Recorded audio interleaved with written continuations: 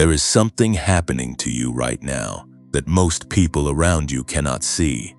And if you have carried it quietly for this long, it is time for someone to finally say it out loud. You are not like everyone else. Not because you are better. Not because you are louder. Not because you have more figured out than the people sitting next to you at work or across the table at dinner. But because something inside you has always known that you were placed here with a weight that most people were never asked to carry. You feel it when you wake up before the alarm. You feel it in the middle of a conversation when everyone is laughing and you are somewhere else entirely, looking at the ceiling, wondering if this is really the life you were built for. You were not built to blend in. You were chosen. And I need you to understand that word does not mean pampered. It does not mean protected from pain. It means appointed. It means assigned. It means that before you ever drew your first breath, something was written about you that your circumstances have been unable to erase. There are signs that chosen ones carry. Not the kind you see in movies, not dramatic revelations on mountaintops. They are quiet signs. They are the kind that make you wonder if you are imagining things until you realize that the pattern is too consistent to be coincidence. The first sign is that your dreams have been getting sharper. Not louder necessarily, but more vivid, more layered, like your sleeping mind is being briefed on something your waking mind is not yet cleared to receive. You wake up and the images stay with you longer than they used to. There is a message forming in the language of sleep, and part of you already knows it. The second sign is a restlessness that has nothing to do with impatience. It is not that you cannot sit still. It is that something in you refuses to settle. You have tried to make peace with ordinary, and your soul keeps rejecting it the way a body rejects something foreign. That rejection is not a flaw, that is a compass. The third sign is that the people and places that once felt like home have started to feel like rooms you were only meant to pass through. Something shifted. The conversations feel smaller.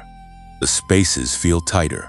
And you have not said this to anyone because you do not want to seem ungrateful. But the truth is, you have been quietly outgrowing things you used to love. That is not loss.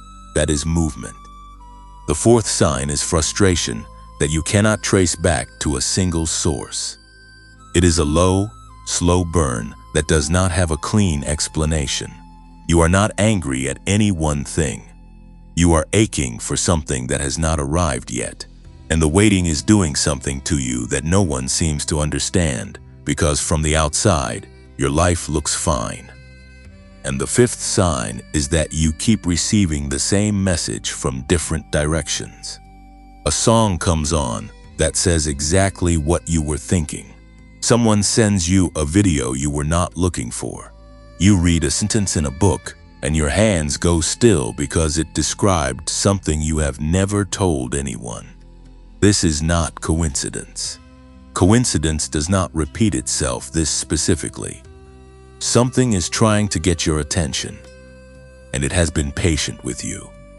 I want to speak to the part of you that has been holding on without applause. The part that has kept showing up to a life that feels half-built.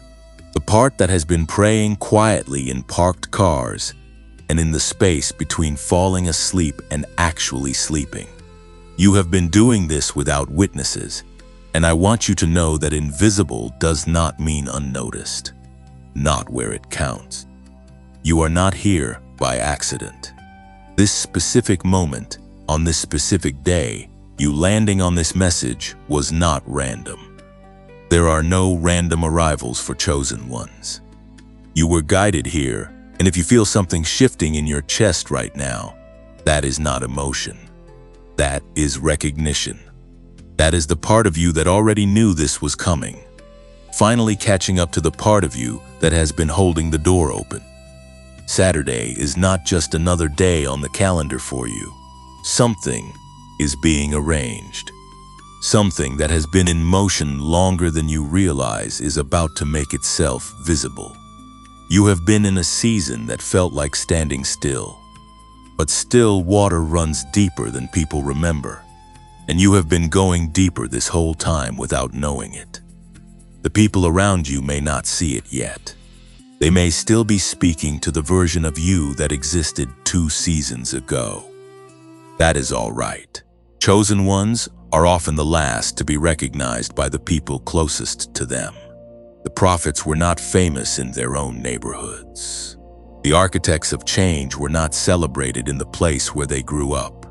But recognition from above does not require recognition from around. You are an earthly expression of something divine. That is not a poetic phrase. That is a functional reality. You carry something in you that this world needs, and the reason it has been so hard to get to this point is not that heaven forgot you. It is that what is being built through you required more foundation than what is built for others. The deeper the roots, the longer the winter. But winter does not mean dead. It means preparing. If you have felt like the ceiling of your life has been lower than it should be, like your reach keeps meeting resistance, like you have been pressing against something invisible that will not give way, I am here to tell you that resistance is ending. Saturday is not just a date, a threshold, and you have already crossed it in your spirit, even if your circumstances have not caught up yet. You have not been waiting for this moment. This moment has been waiting for you. If you stayed through that first part, something in you already knows why. It was not the words that held you, it was the recognition. The quiet, almost startling feeling of being described from the inside. And I want to stay in that space with you for a moment before we move forward, because what you are about to read in this part is not information. It is a mirror, and sometimes the most important thing a person can receive is not an answer, but a witness. Someone who looks at what you have been living and says, I see it, not just the surface of it, the whole weight of it. There is a particular kind of grief that chosen ones carry and almost never name. It is not the grief of losing someone, though you may have experienced that too. It is the grief of losing time, of watching years pass that felt like preparation for something that kept not arriving. You have been faithful to a process you could not fully explain to anyone. You have shown up, kept going, stayed soft when hardness would have been easier, stayed open when closing felt safer, and somewhere in the middle of all that faithfulness, grief moved in quietly and made itself at home.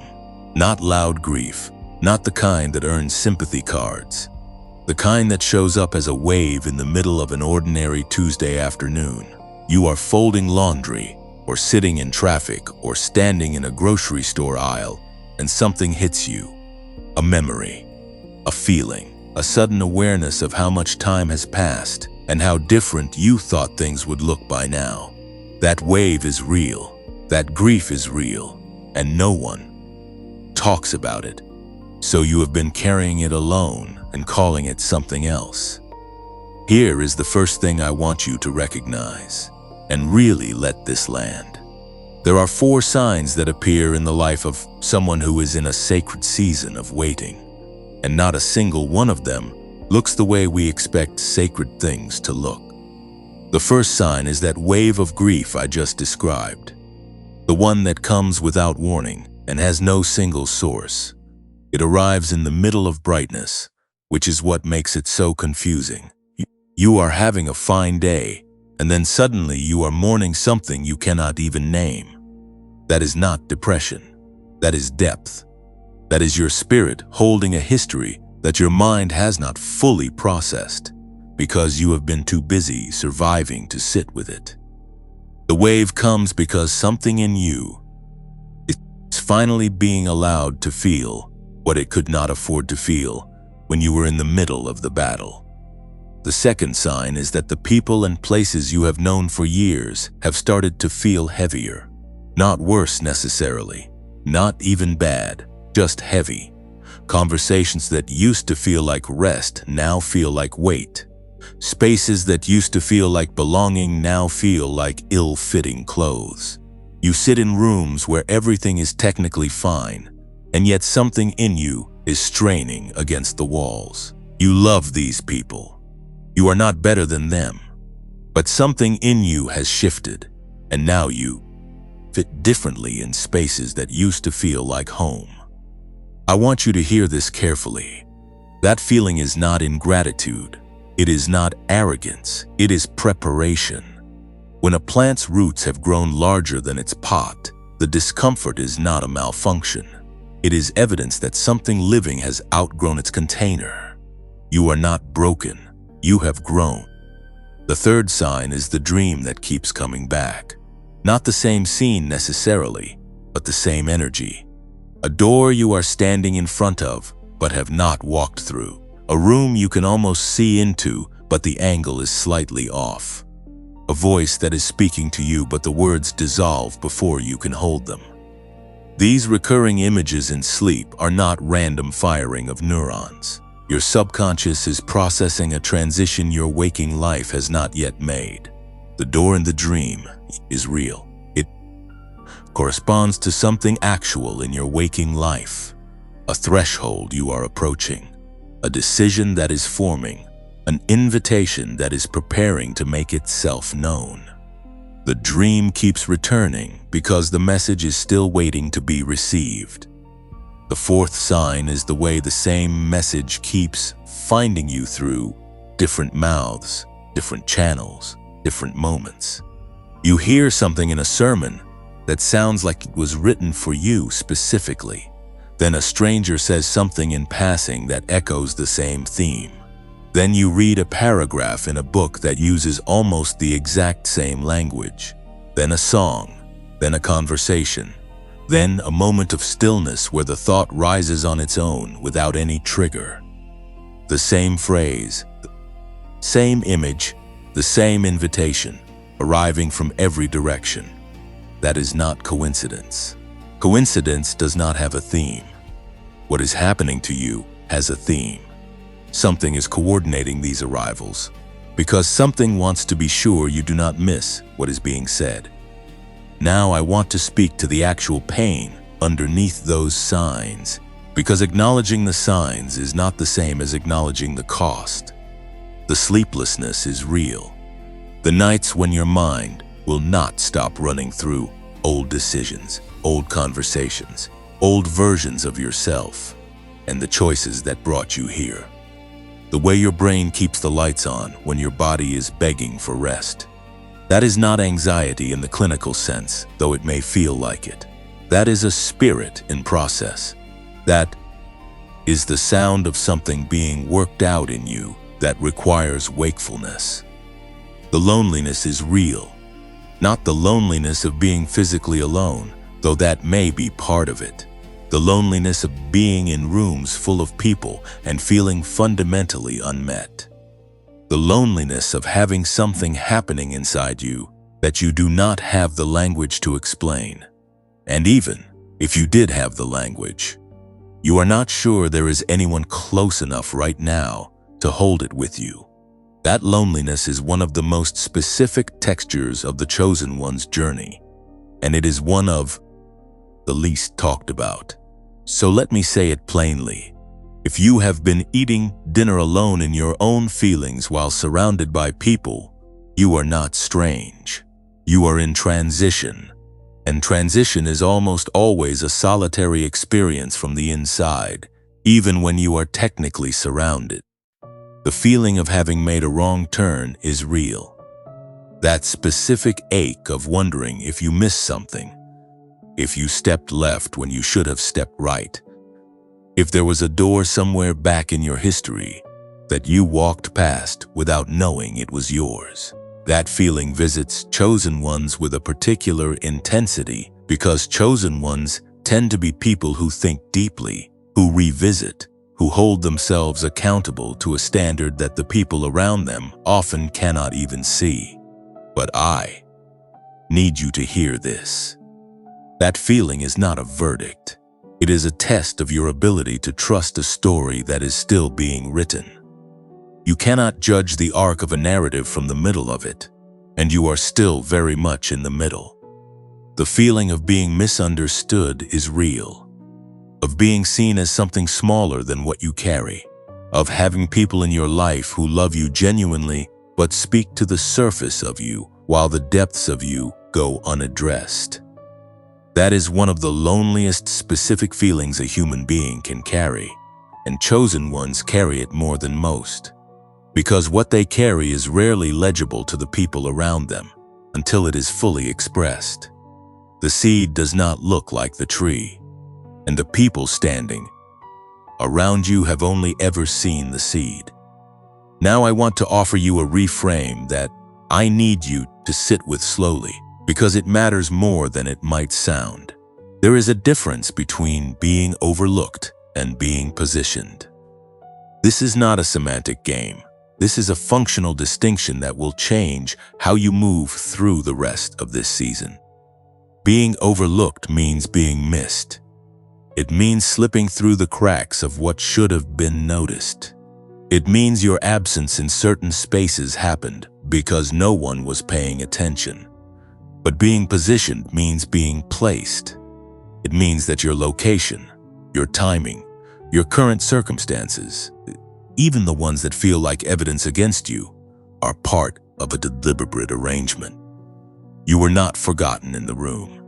You were placed outside the room because the room was not your assignment. Every chosen one has a season of what feels like being passed over. A promotion that went to someone less qualified. A relationship that chose someone less committed. An opportunity that landed in someone else's hands. And from the ground level, it looks like loss. It looks like evidence of your unworthiness or your bad timing or your bad luck. But from a higher vantage point, it is redirection. The things that did not choose you were protecting you from destinations that would have held you back from where you are actually going. Being positioned is not the same as being punished. Being positioned feels lonely, feels slow, feels invisible, but it is surgical, and what is happening to you has been surgical. You are not someone who fell through the cracks. You are someone who is being held in a specific place for a specific time for a specific reason. And that reason is larger than any single relationship, any single job, any single season of your life. If this is landing somewhere real in you, if you are reading this and something in your chest has quietly moved, I want you to type the words "I am ready" into the comments. Not because I need the engagement, but because there is power in declaration. There is something that shifts in you when you say it out loud, when you commit it to words, even in the small act of typing. Other chosen ones are in this space right now, in this exact moment, and they need to know they are not alone. Your declaration is not just for you. It is a signal to someone else who needs to see it to believe it for themselves. And if this message has been finding you the way those messages find you, showing up in the right moment, echoing something you have been sitting with in private, would you take a moment to share it? Not for numbers, but because somewhere right now there is someone who has been carrying all of what I just described without a single person that's naming it for them. Your share could be the thing that finds them tonight. Like this message, if it has given a name to something nameless in your life. Subscribe if you want to keep being met where you actually are, not where it is convenient to pretend you are. And if this community has been a space where something in you has been tended to, consider supporting it so that these words can keep reaching the people who need them most. You are not overlooked, you are positioned. And where you are standing right now is not a mistake. There is something I want to give you before we go any further. Not a feeling, not just a perspective, but something you can actually hold in your hands and use today. Because one of the hardest things about being in a season like the one you are in is that it can feel entirely passive, like you are just waiting for something external to move, while you sit with your hands open and your calendar unchanged. And I want to disrupt that feeling right now, because the truth is that there is something you can do today, not tomorrow, not after the circumstances shift today. Right now, in the life you are already living, with the resources you already have, in the body you are already in. Before I give you the practice, I want to acknowledge something first. You have probably tried things. You have probably read the books and listened to the podcasts, and maybe even sat in rooms with people who were supposed to help you move forward. And some of it helped, at least, for a while. But then the feeling came back. The flatness returned. The weight settled again, and you started to wonder if the problem was the tools or if the problem was you. I want to be clear about this. The problem was never you.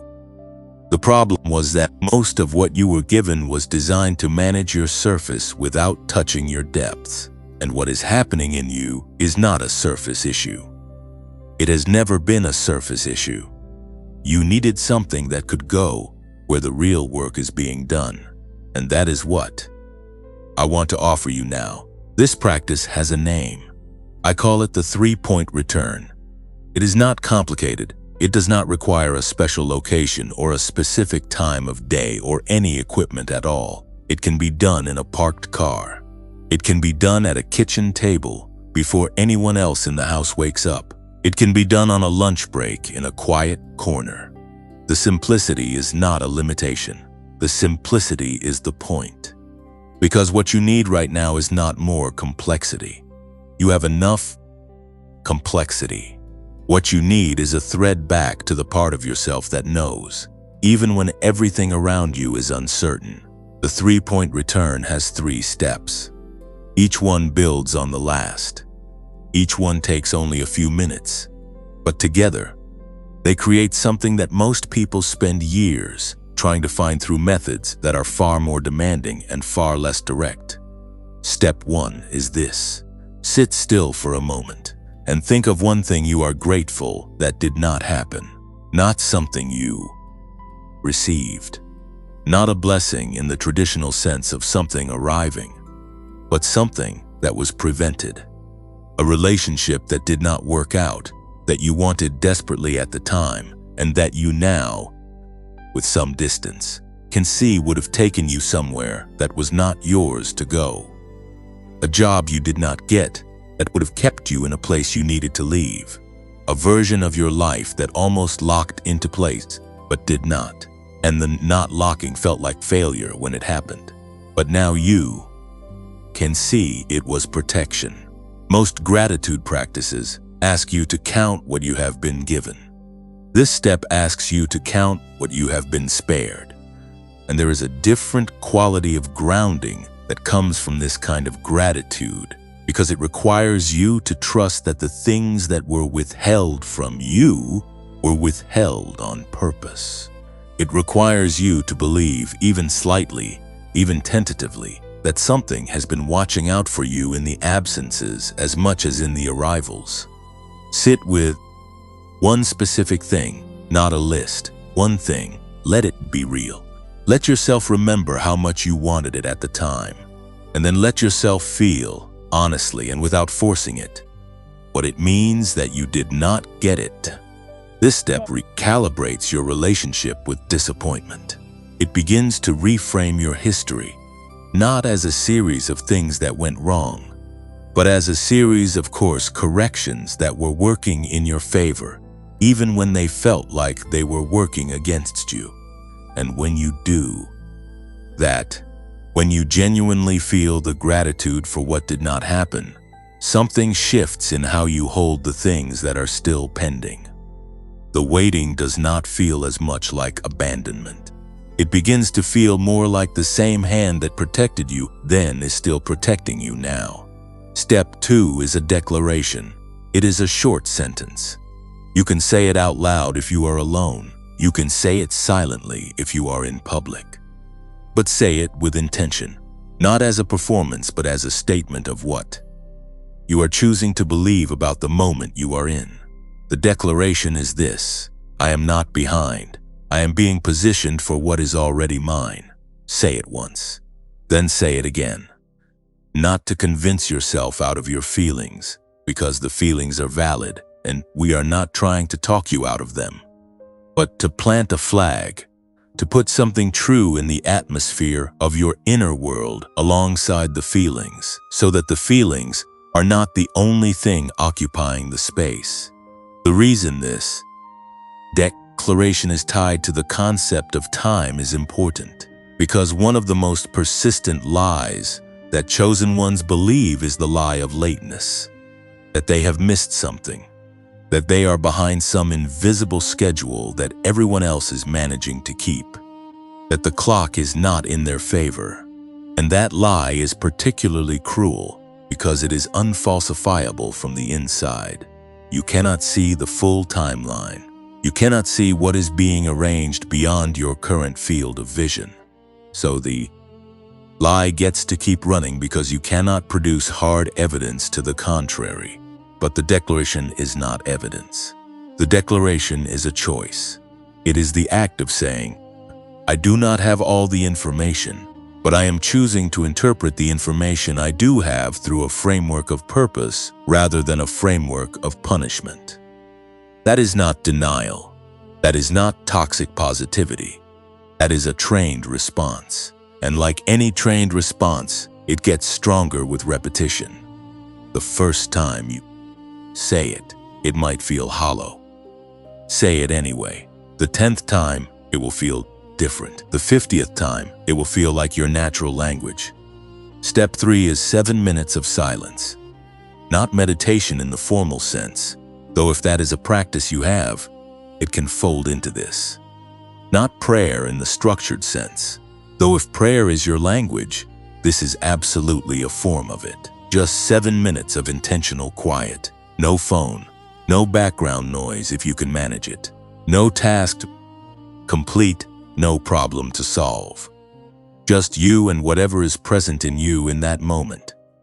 7 minutes is specific for a reason that I will go into more deeply in a moment, because there is actual science behind why that particular window of time matters.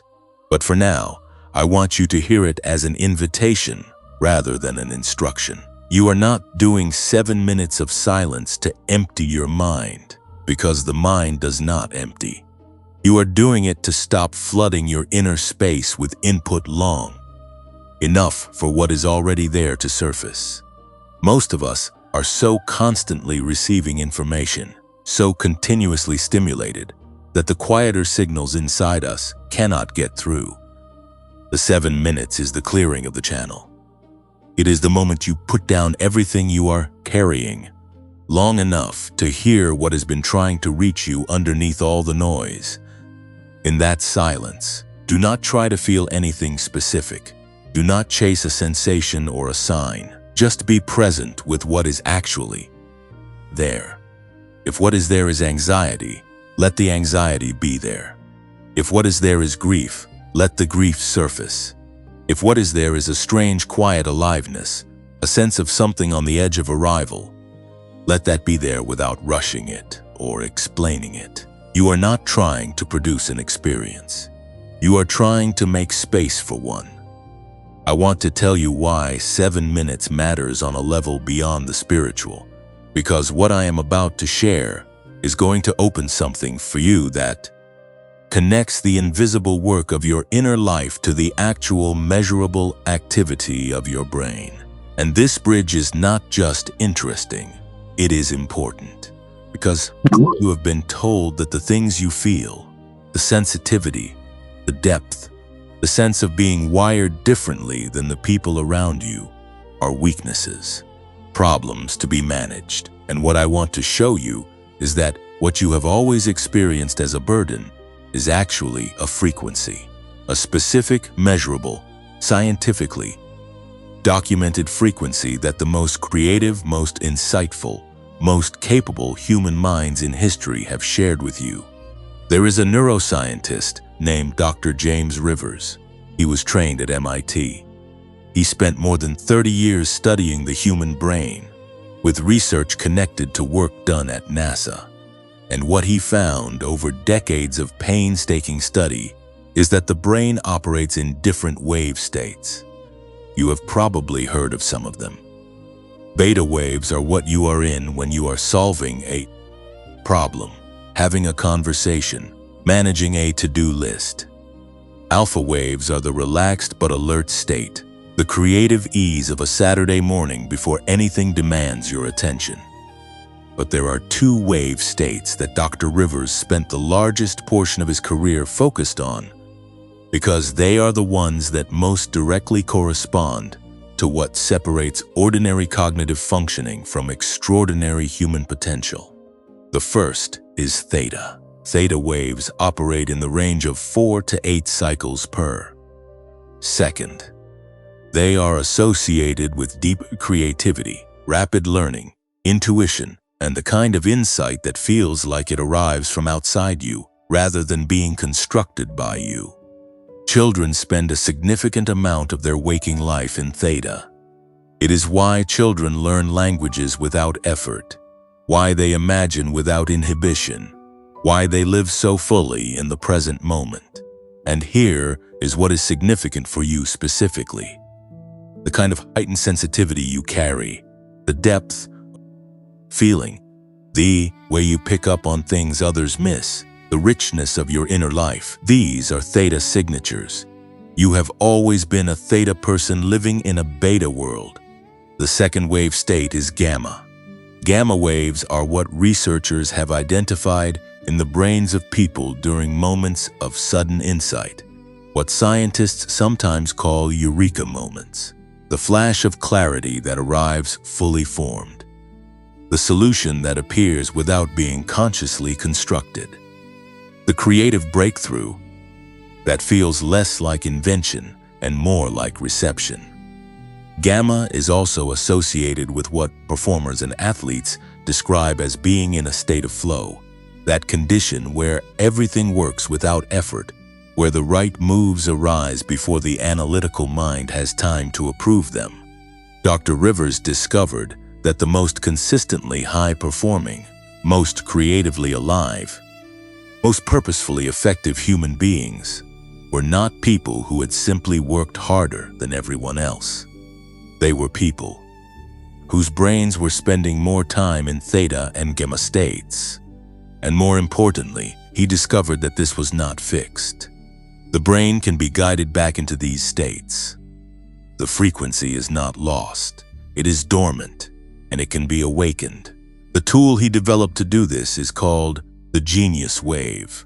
It is a 7-minute audio experience that uses precisely calibrated sound frequencies, including a technology called binaural beats and another called isochronic tones, to guide the brain gently but measurably back into theta and gamma activity. You do not have to do anything complicated.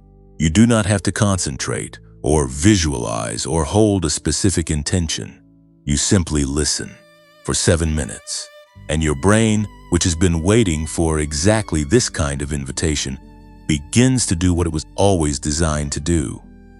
This is why step 3 of the 3-point return asks for 7 minutes of silence.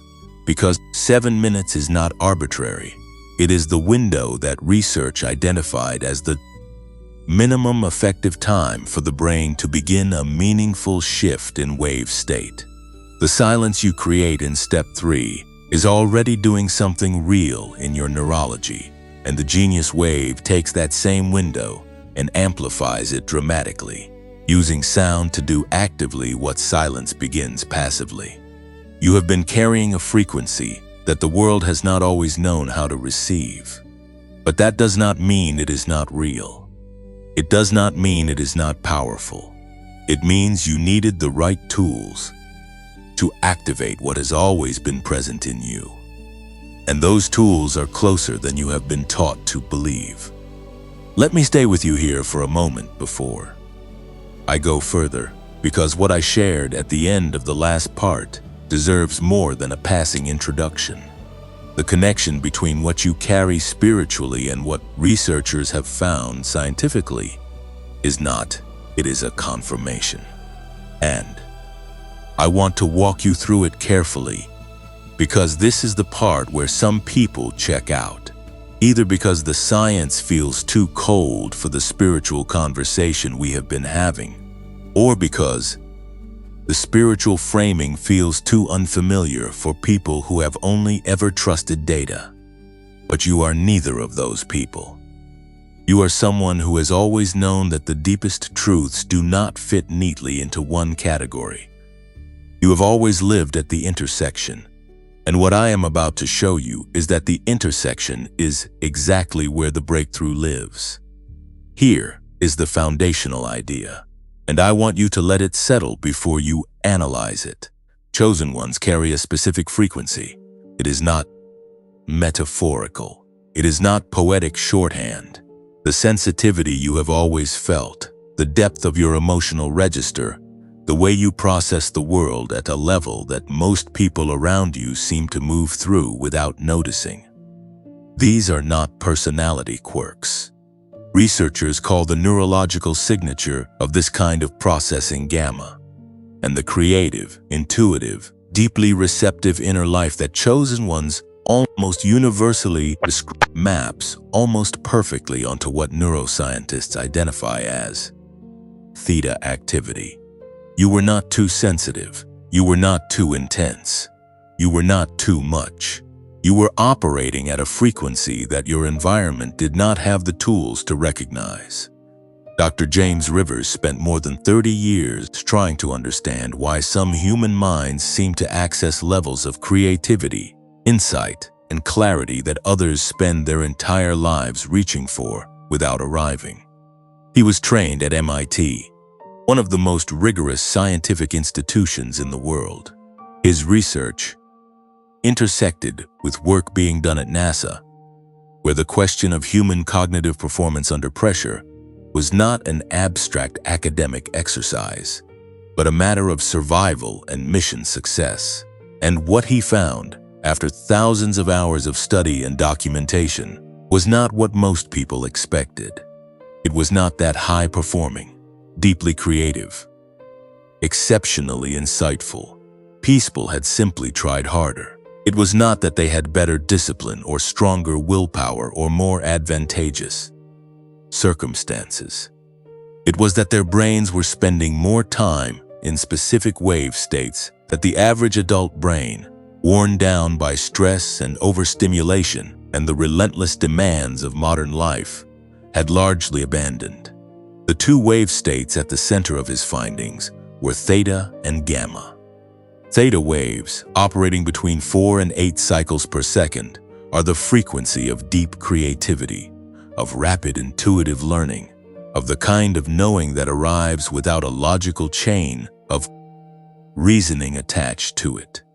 Children live in theta naturally. It is why a child can absorb a new language in months, while an adult struggles with it for years. It is why children dream so richly, imagine so freely, and feel so completely in the present moment. But somewhere in the transition to adulthood, under the pressure of performance and productivity and social conformity, the theta access fades, not disappears.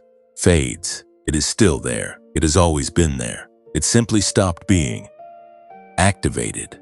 Gamma waves are something different, operating at a higher frequency and associated with what researchers describe as peak performance states. The sudden flash of insight after hours of searching. The creative solution that arrives fully formed. The moment in a performance or an athletic contest or a creative act when everything aligns and the right thing happens without conscious construction. Gamma is also deeply connected to states of heightened compassion and spiritual awareness, which is why the research findings in this area began to attract attention from communities that had historically kept science at arm's length. Because what the data was describing sounded remarkably like what mystics and spiritual teachers had been describing for centuries in different language. Dr. Rivers developed a technology based on a principle called brainwave entrainment. The principle is straightforward, even if the application is sophisticated. The brain has a documented tendency to synchronize its own electrical activity with rhythmic external stimuli. It's not a new discovery. It has been observed and studied for decades. But what Dr. Rivers and his team did was take that principle and apply it with a precision that had not been achieved before, using specifically calculated sound frequencies delivered through a format called binaural beats, combined with isochronic tones to create an audio experience that guides the brain gently and measurably back into theta and gamma activity. The result is what he called the genius wave. And the reason it asks for only 7 minutes is not a marketing convenience. It is a research finding. 7 minutes was identified as the minimum effective window for the brain to begin a meaningful and measurable shift in wave state activity. Not a complete transformation, not a permanent rewiring in a single session, but a genuine, documentable beginning, a door opening. And once that door is open, once the brain remembers the pathway back to these states, the access becomes easier with each subsequent session. The 7 minutes is the initial unlock. And for many people, it is the first time in years, sometimes decades, that their brain has been invited back into a state it was always designed to inhabit. I want to tell you about someone who found the genius wave at a point in her life where she had genuinely stopped expecting things to change. Her name was Maya, and she had spent 14 months in a state she could only describe as functional numbness. She was doing everything right on the surface, showing up to work, maintaining her relationships, going through the motions of a life that looked, from the outside, completely adequate. But inside, the lights had dimmed. The creativity that had always been her signature, the quality that her colleagues noticed and her family celebrated, had gone quiet. She tried everything she knew how to try. She read, she journaled, she spoke to a therapist, adjusted her sleep. None of it reached the place where the problem actually lived. She found the genius wave at 3 in the morning on a night when she could not sleep, which is the hour when chosen ones so often find the things that matter. She listened without expectation, which is perhaps why it worked as well as it did. And she told me afterward that the first thing she noticed was not a breakthrough. It was not a flash of insight or a rush of creative energy. It was simply that, when the audio ended, she felt like she had arrived somewhere, like a static that she had stopped noticing because it had been present for so long had finally gone quiet. She slept that night, deeply, for the first time in months. And when she woke up on Monday morning, something had shifted. Not everything, not dramatically, but the quality of her thinking was different, cleaner, more available. And by the end of that week, the creative work that had felt impossible for over a year had begun to move. Again, she was not a special case. Similar accounts have come from people across backgrounds, across age ranges, across circumstances. Someone who had been stuck in a professional decision for months found clarity after less than 2 weeks of daily 7-minute sessions. Someone managing grief that had calcified into a kind of permanent emotional weight found that something softened. Not the grief itself, but the layer of numbness that had settled over everything else along with it. Testimonies do not all sound the same because the people are not all the same, but they share a common thread. Something that felt locked, unlocked. Something that felt inaccessible became available. Now I want to speak to something practical, because I know that some of you are sitting with a particular thought right now. You are thinking that $39 is not nothing, and I want to acknowledge that thought before I say anything else, because it is a legitimate thought, and you deserve to have it honored rather than talked past. $39 represents something real for a lot of people listening to this. It represents a decision, a prioritization, and I am not going to minimize that by rushing past it toward a transaction. What I will say is this: you have already spent more than $39 in time, in energy, in the quiet cost of staying in a state that is not fully alive, trying to find your way back to yourself. You have already invested in things that promised more and delivered less. And I am not asking you to trust me. I am asking you to consider the possibility that 7 minutes a day and a one-time cost of $39 is a smaller ask than another year of searching. The Genius Wave normally carries a price of $49. Through the link in the pinned comment below this video, it is available today for $39. Not as a gimmick, not as a pressure tactic, but because the person who created it has always believed that price should not be the reason someone stays stuck when the door is right in front of them. And there is a 90-day money-back guarantee, which means the risk is not yours. If you go through 39 days of 7-minute sessions and nothing shifts, nothing opens, nothing changes in the quality of your thinking or your sleep or your creative access, you can ask for every dollar back. No complicated process, no argument, 100% triggered. But I want to say something important about where you access this.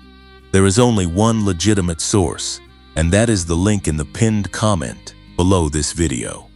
Not a search engine result, not a third-party site, not a version you find somewhere else at a different price.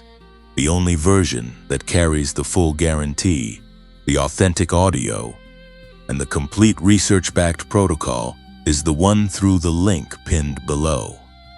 There are imitations. There are things that will look similar and deliver nothing. The link in the pinned comment is the only one I can stand behind, and it is the only one I am directing you toward. I also want to be honest with you about something. The pricing available today is not permanent. The $39 access point exists for a limited number of people at a limited point in time. This is not a manufactured urgency designed to make you feel pressured. It is simply the reality of how this offering is structured. The window at this price is real, and it is finite. If you feel the pull toward it, if something in you is already saying yes, I would encourage you to trust that pull. Chosen ones often know before they have finished analyzing. That knowing arrived before the reasoning caught up, and the knowing is almost always right. You carry a frequency that the world has not always had the tools to receive. The Genius Wave is one of those tools, and it is available to you right now through the link pinned below for $39, backed by a 90-day guarantee, waiting for you to say yes to the version of yourself that has always been there underneath the noise. There is something I need to do before we move forward, and I want you to stay with me through it, even if it feels uncomfortable. Because what comes next is not the inspirational part. It is not the reframe or the silver lining or the carefully worded reminder that everything happens for a reason. What comes next is the part that most people skip because it is easier to talk about the destination than to sit honestly with what the journey has actually cost. And you deserve more than a message that rushes past your pain on the way to your promise. The Genius Wave and everything it can open for you is real, and we will come back to it. But right now, in this moment, I want to sit with you in the weight of what these years have actually taken. Not to keep you there, not to make the pain larger than it needs to be, but because grief that is not acknowledged does not disappear. It goes underground, and it shapes things from below without permission. And the only way to stop it from doing that is to bring it above the surface and look at it honestly, with both eyes open. in the full light. So let me say what most people in your life have probably not said to you. The waiting has cost you something real. Not everything, not your core, not the thing in you that is still here, still listening, still reaching, but real things, tangible things, things that deserve to exist and did not get the chance to, because you were held in a season that lasted longer than you planned for and longer than you feel you deserved. Let me name them one at a time, because they deserve to be named individually rather than lumped into a vague acknowledgement of difficulty. The first thing the waiting took is relationships that were never built. There were connections that could have been forged during the years you were in survival mode, in the season when all your energy was going towards simply continuing. Friendships that might have deepened if you had more capacity. A romantic relationship that might have grown into something lasting if you had not been so hollowed out by the waiting that you could not show up fully to be seen. The version of you that exists in community, in genuine, consistent closeness with people who know you completely, that version had years taken from it. Not by failure, not by some flaw in your character, but by a season that demanded so much of your interior resources that your relational world contracted. And some of those contractions had consequences that did not reverse when the season changed. Some of those doors do not open again in the same way. That is a real loss, and it matters. The second thing the waiting took is the career trajectory that could have looked different by now. You are not where you imagined you would be. Not necessarily in terms of title or income, though it may include those things, but in terms of impact, in terms of the feeling of being fully deployed, of using what you carry at the level it was designed to operate at. You have watched people with less preparation, less depth, less genuine capability move into spaces that should have been yours and that your history could not access. And you have had to find a way to keep going without becoming bitter, which is one of the hardest things a chosen one is ever asked to do. To keep your heart open when the evidence keeps suggesting it would be safer to close it. To keep believing in what you carry when the external world keeps declining to confirm it. That cost is invisible to everyone around you and enormous to you. The third thing the waiting took is the freedom to tell your biggest dreams out loud. There was a point, somewhere in the middle of the season, when you stopped saying certain things. You stopped describing the full version of what you believed was possible for your life because you had said it before and time had passed, and the gap between the dream and the current reality had become too wide to hold in public.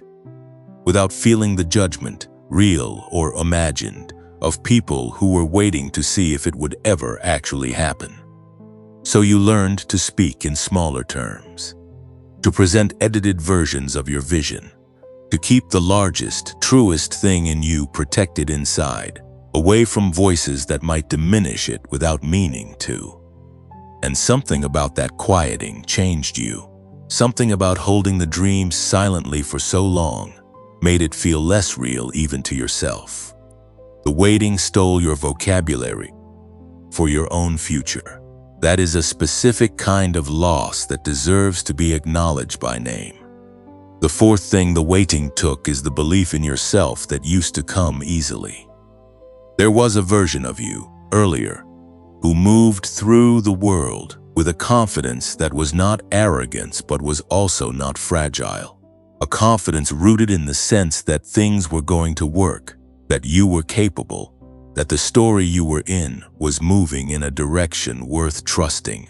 And then the years passed and the evidence accumulated, and the confidence did not disappear entirely, because you are still here, which proves it did not disappear entirely. But it became effortful. What used to be natural had to be maintained deliberately. You had to talk yourself into believing things that once just felt true. And that effort, multiplied across years, is exhausting in a way that no one around you can fully see because the exhaustion is interior.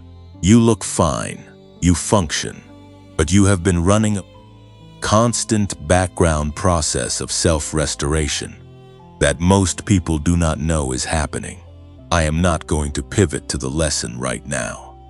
I am going to sit here with you for another moment, because what I just described deserves space. The relationships not built, the career not yet fully expressed, the dreams that went quiet, the confidence that became work instead of nature. These are real losses. They are not character defects. They are not evidence that you were not chosen. They are the cost of a road that was always going to be harder than the ones around you, because the destination was always going to be larger. I want to bring someone alongside you right now, not a contemporary, not someone whose life you can look up online and compare to yours with all the distorting effect that modern access creates. Someone older, someone whose story has been preserved precisely because what they went through was so specific and so severe that it needed to be remembered. His name was Joseph. And if you know the story, I want you to set aside what you know about how it ends, because the ending is not what I am here to talk about. I want to talk about the middle, the part that gets summarized in a verse or two, but that represented years of lived experience. Years that Joseph did not have a book to read about his situation. He did not have a message telling him that his waiting had purpose. He did not have a community of chosen ones confirming that what he was going through was a season rather than a sentence. He had a dream. Two dreams, actually. Vivid, clear, unmistakable in their implication. He knew, in the way chosen ones know things, that something had been shown to him that was real. That it was not ego or wishful thinking. That what he had seen in his sleep corresponded to something that was actually going to happen. And then everything that followed looked like the opposite of that dream coming true. His own family, the people who were supposed to be his safety, became the first agents of his undoing. Not strangers, not enemies in the traditional sense. His brothers, people who shared his blood and his history and his table. They did not just reject him. They stripped him of the coat that symbolized everything he was and sold him to strangers for the price of a transaction. And then they sat down and ate a meal. Think about what that means at ground level, not theologically, not as a narrative device, as lived human experience. The people closest to you look at what you carry and decide it is worth less than what they can get for removing it from the room. That is not a wound that heals cleanly. That is the kind of injury that goes into the bones. And then the years in Egypt, the slavery, the false accusation, the prison, the forgotten promise of the cupbearer who said he would mention Joseph's case, and then went back to his life and did not mention it for 2 full years. 2 years of Joseph in that cell, waiting for a door that someone else held the key to. Someone who had moved on entirely from the conversation that represented Joseph's entire hope. I am not going to tell you what happened next. You may already know.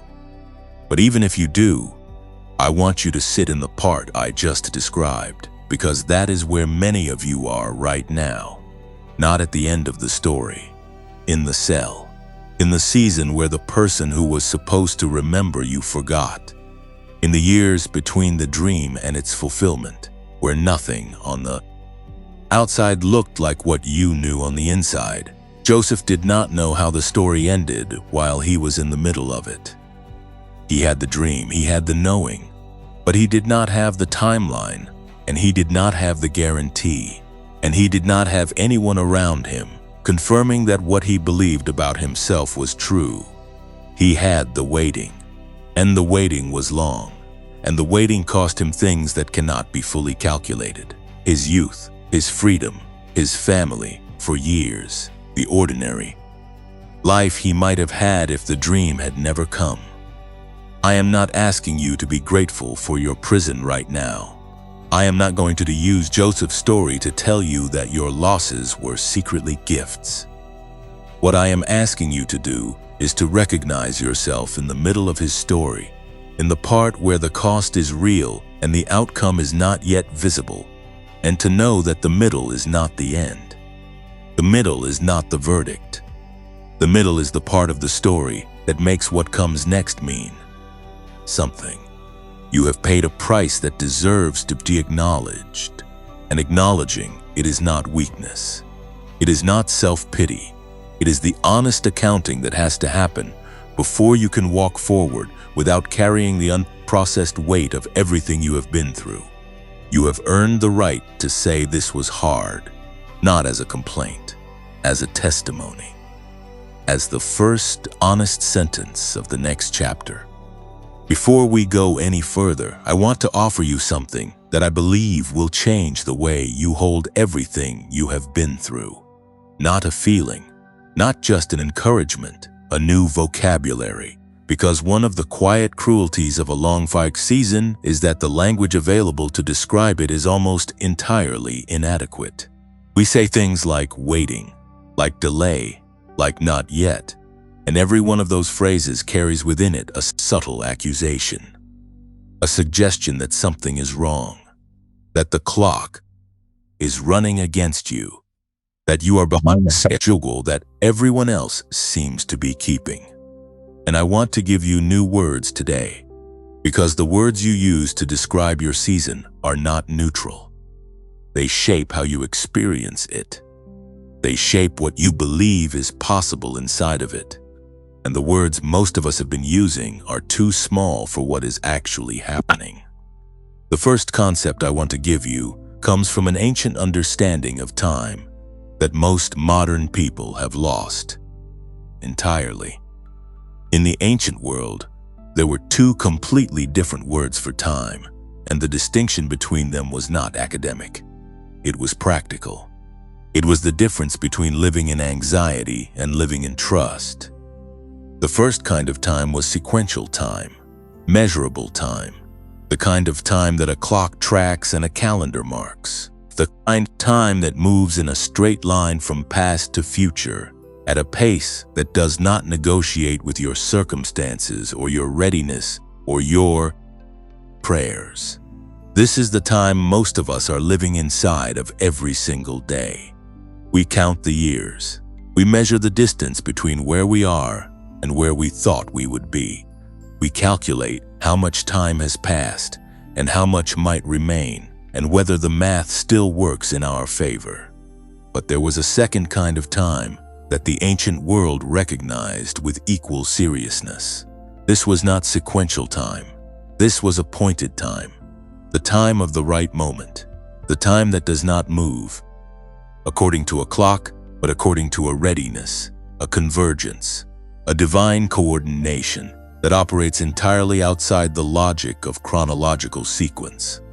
This is the time that cannot be rushed and cannot be delayed, because it does not belong to the same system as the calendar on your wall. It belongs to a different order entirely.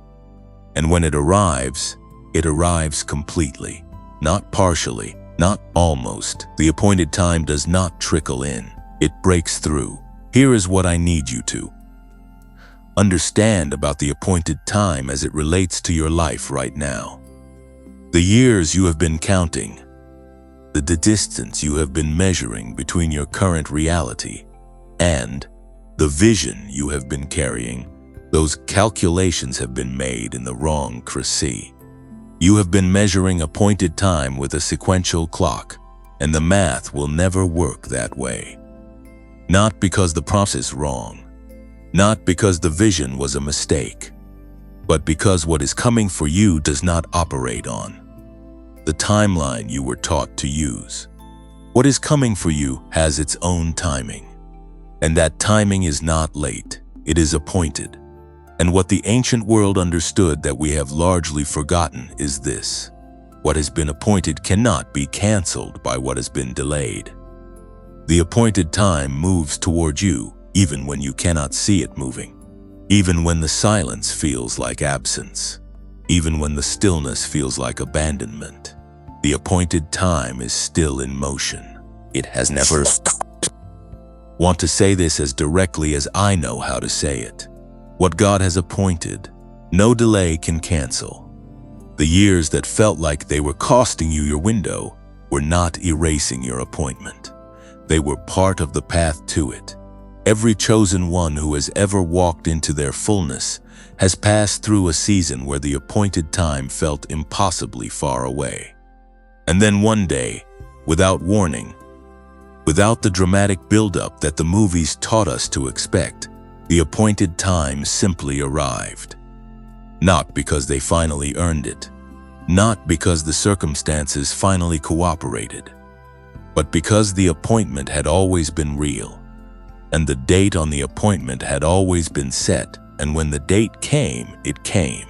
This is what Saturday means for you, not just another day, an appointed intersection. A moment that has been in motion toward you for longer than you realize. And that is arriving now, not because you finally got everything right, but because the appointment was always this, always here, always yours. Now I want to give you the second concept, and this one I need you to hold carefully because it is going to reframe something that has probably been one of your heaviest burdens. The concept is this. There is a particular kind of moment that ancient wisdom traditions across many cultures identified as the most significant threshold in a human story. They called it different things in different languages, but the image was almost always the same: the darkest hour, the midnight point, the moment just before the shift that no one who is living it can recognize as a threshold, because from the inside it simply feels like the end. The midnight hour is not a punishment, it is a marker. In the symbolic language that runs through the oldest human stories, midnight is not the time when hope dies. It is the time when what has been hidden begins to move. It is the hour when the forces that have been arranging things in the invisible realm begin to make their arrangements felt in the visible one. The darkness of the midnight hour is not evidence of abandonment. It is the specific condition required for what comes next to have the impact it is designed to have. You cannot see a sunrise unless it is dark enough first. The contrast is not accidental. The contrast is the point. I want to ask you something, and I want you to answer it honestly. Just to yourself, in the privacy of your own chest. Have you been in a midnight hour? Not literally, not necessarily at 3 in the morning, though it may have been that too. But have you been in a season that felt like the darkest it has ever been? Where the usual strategies stopped working? Where the people you expected to show up did not show up? Where the prayers felt like they were going nowhere? And the silence on the other side felt louder than any answer you had ever received. Where you genuinely wondered, in moments you would not say out loud, whether the thing you had believed about your life was actually true. If the answer is yes, then I need you to hear this with everything in you. You were not in a midnight hour because you were being punished. You were in a midnight hour because you were on the edge of a threshold that required that specific darkness to make the crossing meaningful. The midnight hour is the last thing that happens before the shift. It is the signature of proximity, not of abandonment. The fact that it has been this dark is not evidence that the light is far away. It is evidence that the light is about to break. Think about what happens at actual midnight.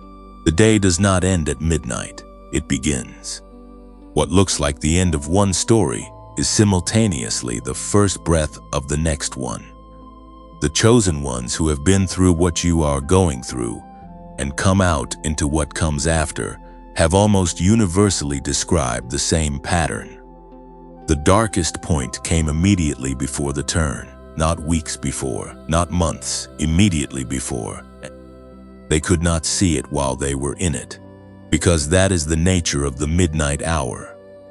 You cannot see the threshold while you are standing on it. You only recognize it from the other side. I want to connect both of these concepts to something practical, because it matters that this does not remain abstract. The appointed time and the midnight hour are not just beautiful ideas, they are navigational tools. And I want to show you how to use them. The appointed time tells you how to interpret the waiting.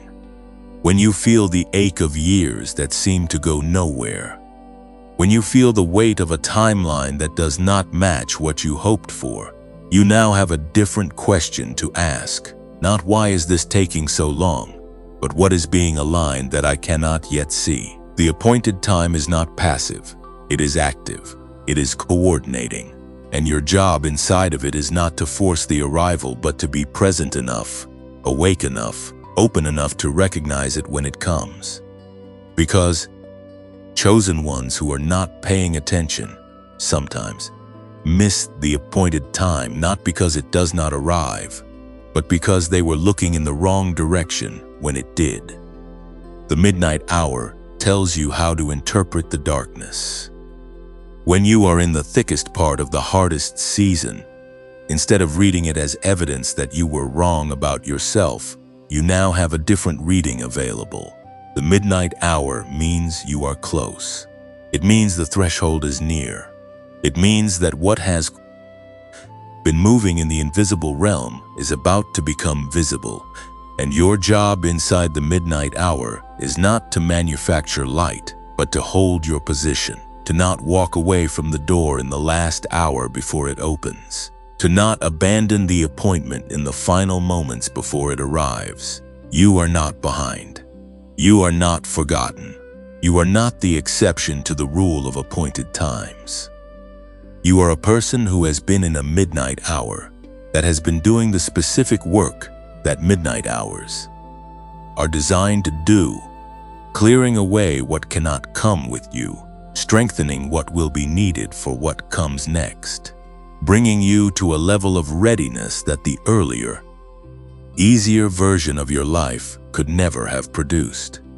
The 3-point return practice I gave you in the earlier part of this message, those 7 minutes of intentional silence, they are not separate from what I am describing now. They are the practical expression of it. When you sit in those 7 minutes, you are not just resting. You are positioning yourself at the threshold of your own appointed time. You are saying, with your body and your breath and your willingness to be still, that you are available for what the appointed moment brings.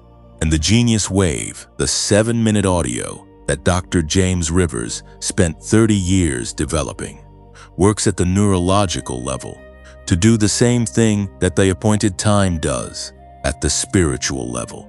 It brings your brain back into the frequency where reception is possible, where the signal that has been trying to reach you can finally get through the noise.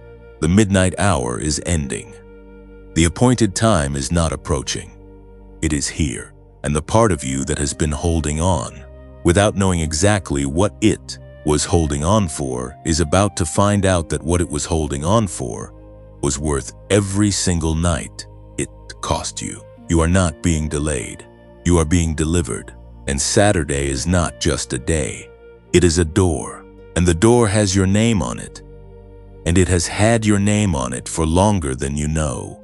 And it is open, and you are ready, and the only thing left is to walk through.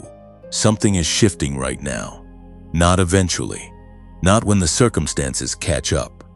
Right now, in this moment, in the invisible architecture of your life, things are moving that you have not yet been given eyes to see. And I want to spend this part being very specific with you, because vague promises are one of the things that have worn you down the most.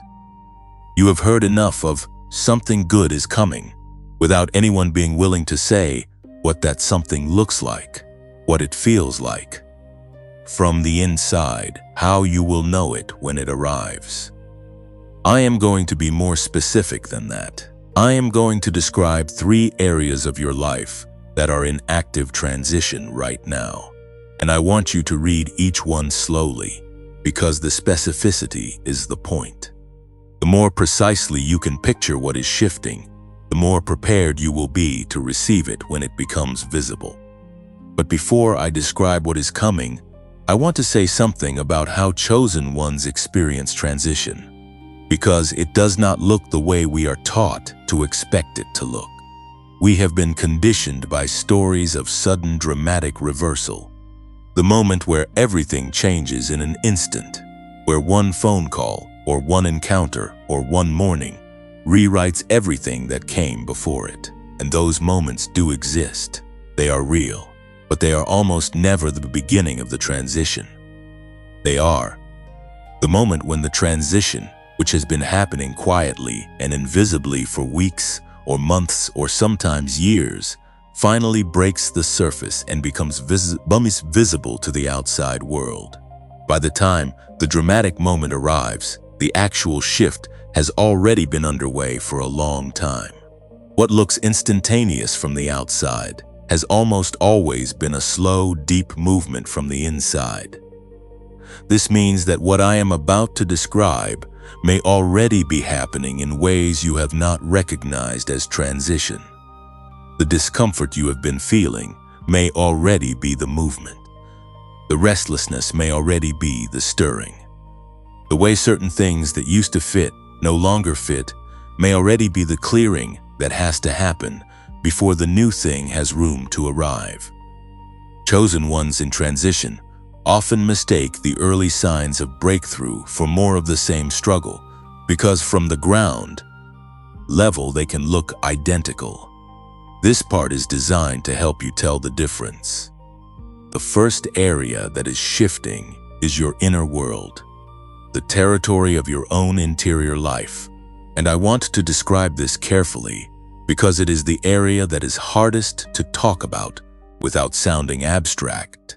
But it is also the most important, because everything else that changes in your external life will be downstream of this. Something is changing in the quality of your own knowing. The self-doubt that has been running as a background program for years, the one that questions whether what you carry is real, whether what you believe about your purpose is accurate, whether the dream you have been protecting is something genuine or something you invented to survive the disappointment. That doubt is beginning to lose its authority over you, not because the circumstances have changed yet, not because you have new evidence, but because something in you has been through enough now to have earned a different relationship with your own inner voice. You have been tested at the level of your identity, not just your circumstances, and you have not abandoned what you know. That survival has produced something in you that looks quiet from the outside, but is actually one of the most significant internal shifts a human being can undergo. You are beginning to trust yourself again, not perfectly, not without moments of reversal. But the direction of movement is toward trust, and that direction is irreversible once it begins. What you should not do in this area is try to accelerate it by seeking external validation to confirm what you are beginning to feel internally.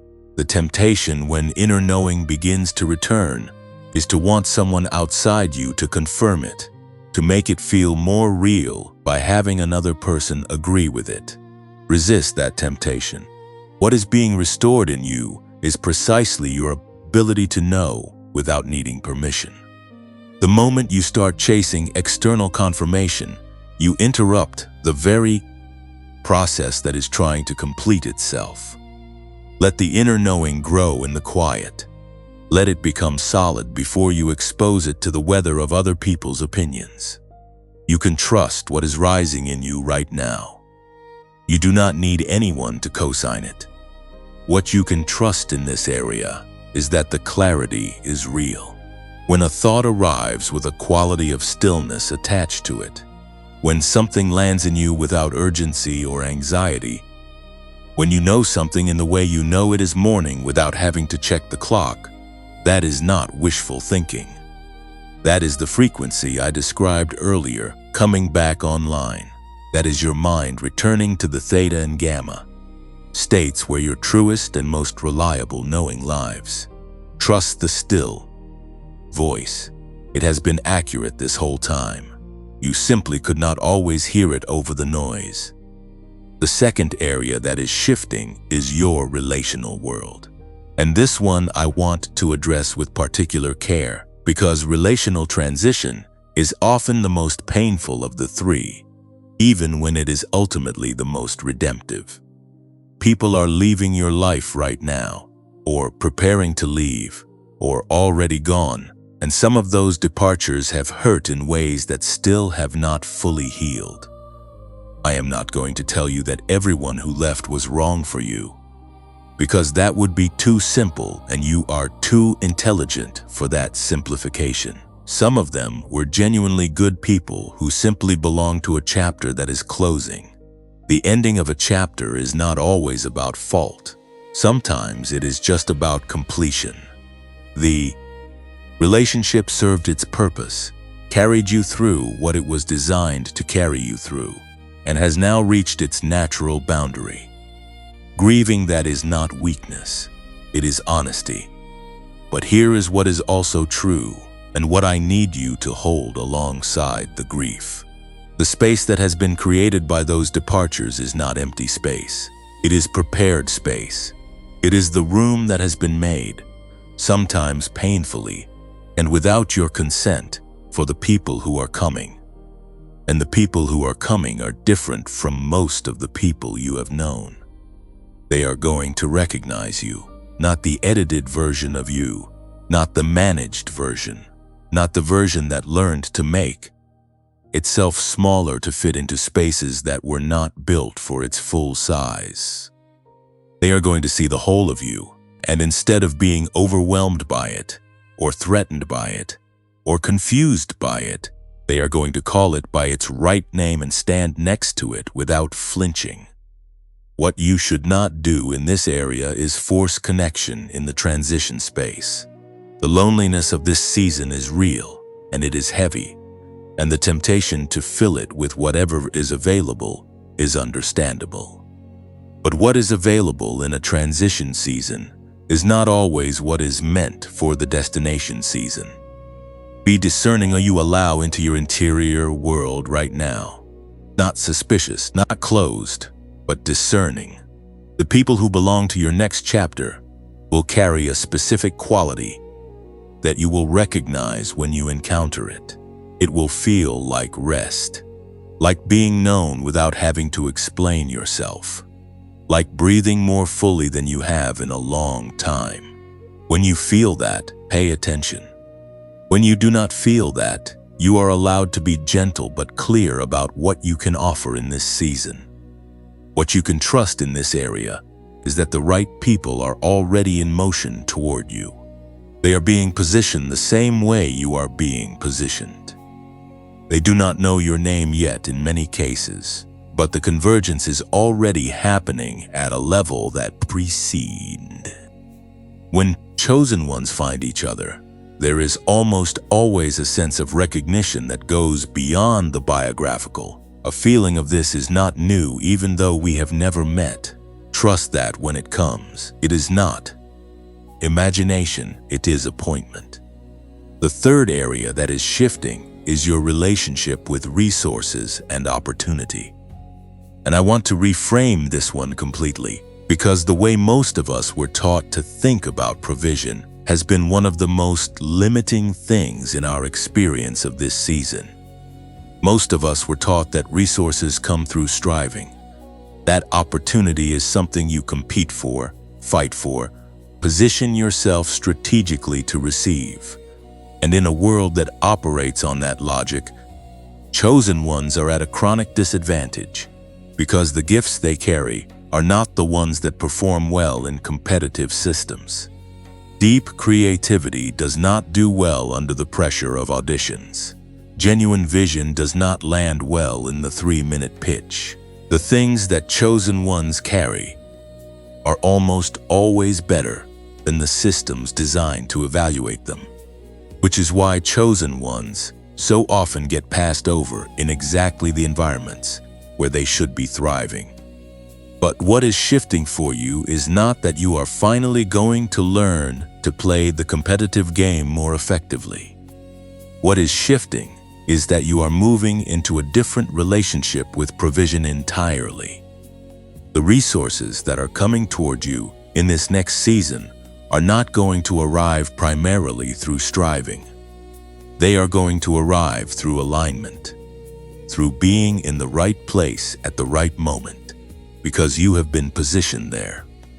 Through a conversation that happens, because of who you already are, rather than what you have worked to perform. Through an opening that appears in territory that you were walking through for completely unrelated reasons, and that turns out to have been the destination all along.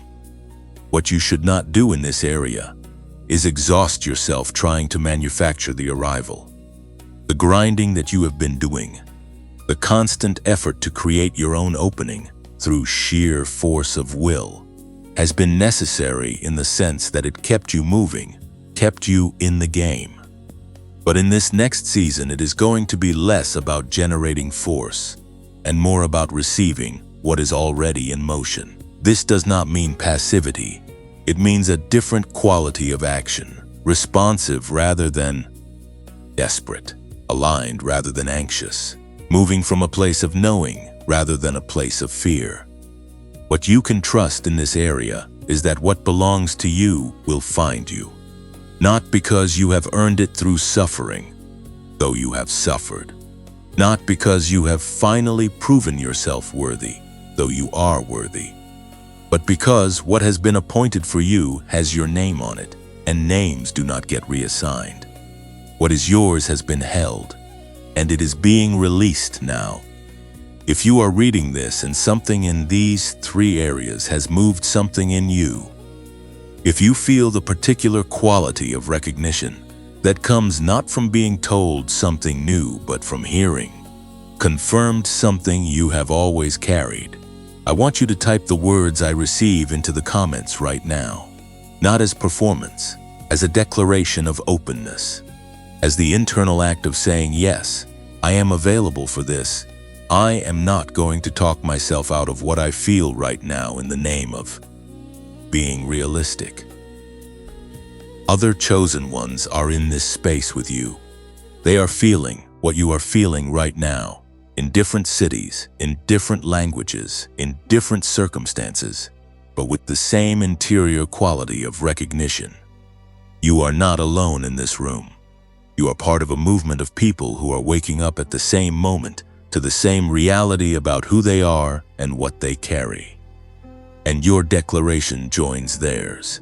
And together, the declarations matter more than any one of them could matter. Alone, the 3 areas I just described, the inner world returning to clarity, the relational world being cleared and repopulated, the resources and opportunities shifting from striving to alignment. All of that is real and all of it is coming. But I want to do something different in this part. I want to stop talking about what is happening around you and start talking about who you are becoming through it. Because the shift is not just external. The most significant thing that is changing is not your circumstances. It is you, and there is a name for who you are becoming, and I want to give it to you today. Because chosen ones need language for their identity before the identity is fully visible. The name is the seed of the reality, and you need to hear your name. You are a peace carrier. I want to say that again, slowly, because I do not want it to move past you like a passing phrase or a decoration on the surface of this message. You are a peace carrier, and I want to explain what that means with the full weight it deserves, because it is not a compliment. It is not a soft thing dressed in gentle language. It is a precise and demanding description of the specific function you carry in the world, in the rooms you enter, in the lives that are connected to yours, and in the generations that will come after you. A peace carrier is not someone who avoids conflict. Let me be clear about that from the beginning, because the word peace has been misused so consistently that most people have come to associate it with passivity, with keeping quiet, with going along to avoid friction. That is not what I mean, and it is not what you are. A peace carrier is someone who brings a quality of inner settledness into spaces that have been defined by turbulence. Someone who is through enough internal fire that they are no longer destabilized by the chaos around them. Not because they are numb to it, but because they have found something underneath the chaos that the chaos cannot reach. And that something, that deep, unshakable settledness that you carry, is not a personality trait. It is a forged quality. It was made in you through the exact season you have been living through. Think about what the waiting has done to you at the level of your interior. Most people, when they are under prolonged pressure, when the circumstances do not change and the timeline extends far beyond what they planned for, eventually do one of two things. They either harden, building walls thick enough that nothing can hurt them anymore, which means nothing can reach them anymore either, or they collapse, rendering the vision and the knowing and the sense of a pointed purpose in exchange for the relief of simply not hoping anymore. You did neither. You stayed soft enough to keep feeling and strong enough to keep standing. That combination, softness and strength held together under pressure over time, is what produces peace that is not fragile. Peace that does not depend on the circumstances cooperating. Peace that can walk into a room full of anxiety, not be consumed by it, but instead quietly shift it. That is what you carry. And the rooms that need it are already being arranged around you. I want to describe what this looks like in practice, because it is important that you recognize it when it happens.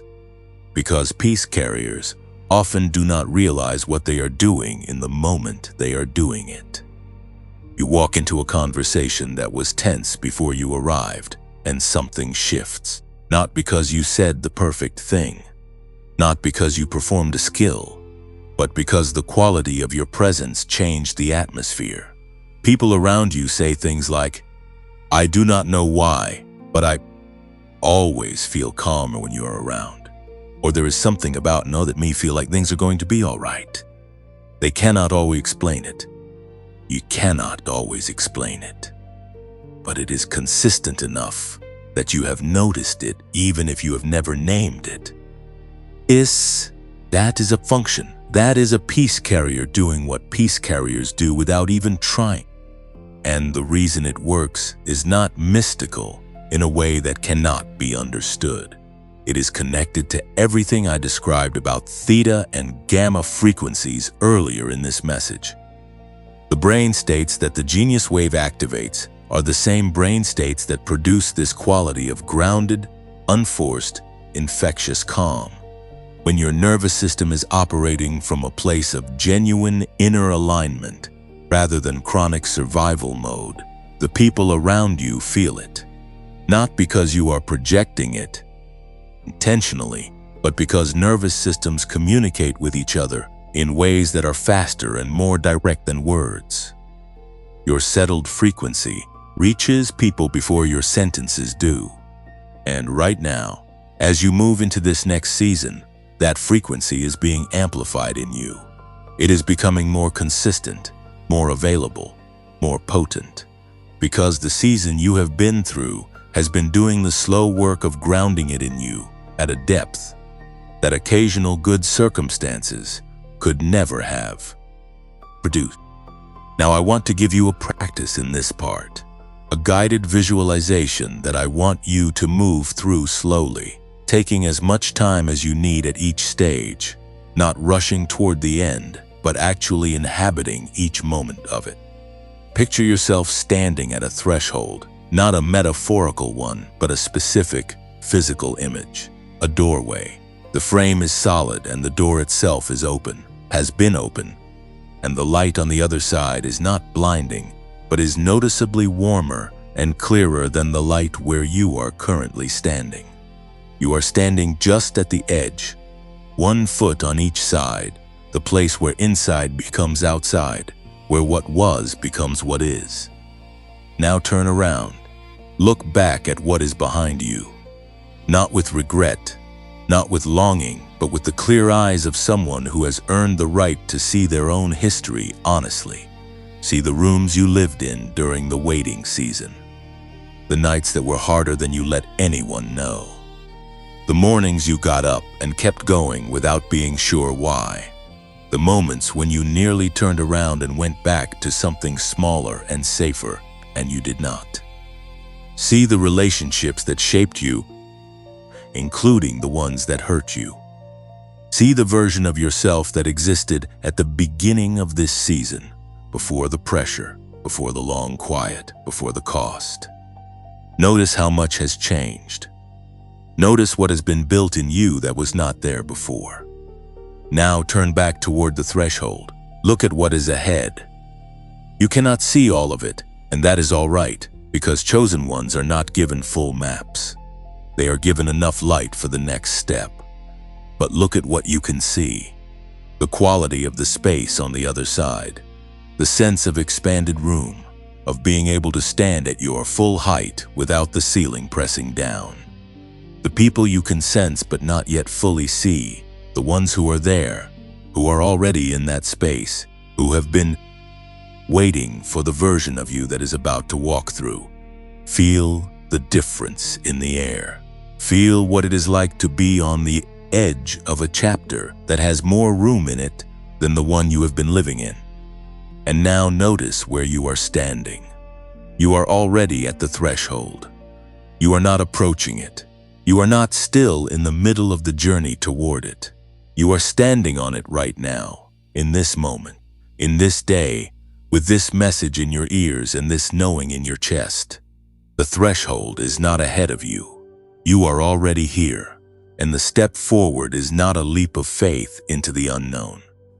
It is simply the continuation of the movement that has already brought you to this exact place. This is what I want you to carry from this visualization. You have already done the hardest part. The arriving at the threshold was the work, the years, the losses, the staying soft, the holding on, the refusing to become bitter, the continuing to believe when the evidence was thin. All of that was the journey to this doorway. And the doorway is here, and you are standing in it. And what is required of you now is not more striving. It is simply the willingness to step fully into what you are, already standing at the edge of.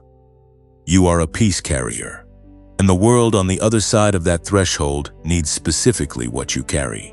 Not a performance of calm, not a managed presentation of okayness, but the real, forged, tested, unshakable quality of peace that can only be produced by someone who has been through what you have been through and come out still believing. That is rare. That is valuable in a way that cannot be manufactured. And it is yours. It has been being made in you this whole time without your full awareness, and it is ready now, and you are ready now, and the space that needs it is ready now. I want to speak a blessing over you before we move to the next part, and I want it to be specific rather than general, because you have received enough general blessings. You deserve one that was made for the exact shape of your journey. May the peace that was forged in you through fire become a gift to every room you enter. May the people who need what you carry find their way to you with ease that surprises both of you. May the years of quiet faithfulness begin to speak loudly in the spaces where your voice was previously too small to reach. May your nervous system find rest, genuine rest. Not the rest of exhaustion, but the rest of arrival. May you recognize yourself in the mirror of this next season, not as someone who survived, but as someone who was being made, specifically and on purpose, for exactly this. You are a peace carrier, and your season has come. There is a question that has been living underneath everything in this message, and I think it is time to bring it to the surface. Because everything we have talked about, the signs of the chosen one, the cost of the waiting, the appointed time, the midnight hour, the identity of the peace carrier, all of it is meaningful. But meaning without movement is just beautiful furniture in a room you never fully inhabit. And I know you well enough by now, having walked through this much of the message together, to know that what you are actually asking underneath all the recognition and the resonance is this: what do I do now? Not eventually, not in theory, right now, today, with the life I am already in, with the resources I already have, with the Tuesday or the Wednesday or the Saturday morning I am actually living in. What is the actual next step? I want to answer that question with the same specificity I have tried to bring to everything else in this message.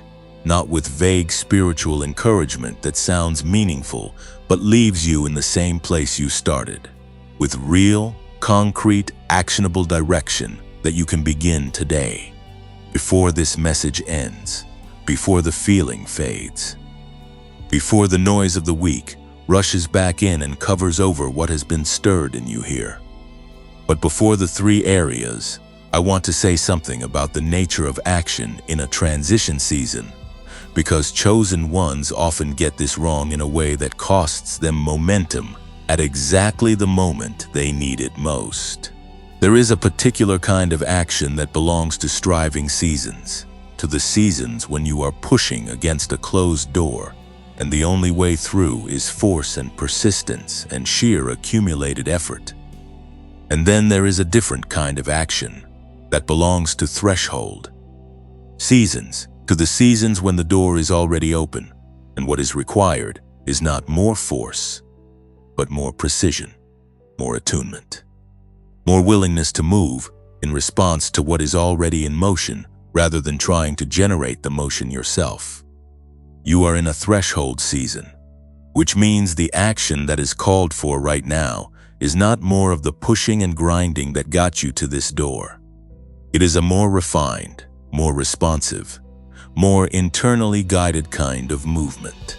It is the difference between hacking through a jungle with a machete and walking a path that has already been cleared. Both require movement, but they require completely different qualities of movement, and if you bring the machete energy to a cleared path season, you will exhaust yourself cutting through things that were not actually in your way and miss the actual path entirely. So when I give you the three areas of action, I want you to receive them through that lens. These are not more things to add to an already overwhelming list of things you are trying to manage. These are three precise movements in the direction you are already going. Small, clear, doable today. The first area of action is your relationships, and the movement here is both a subtraction and an addition. And I want to be honest about which one needs to happen first. The subtraction is this: there are conversations you have been having that are costing you more than they are giving you. Not bad people, not enemies, but connections that are operating on an energy of mutual complaint, mutual stagnation, mutual reinforcement of the narrative that nothing is changing and nothing will. You know which ones I mean. You feel slightly heavier after them than before. You feel slightly more convinced that the waiting is permanent, that the dream is unrealistic, that the safe and smaller version of your life is the only honest one. Those conversations are not neutral. They are doing something to your frequency. And in a threshold season, your frequency is your most important asset.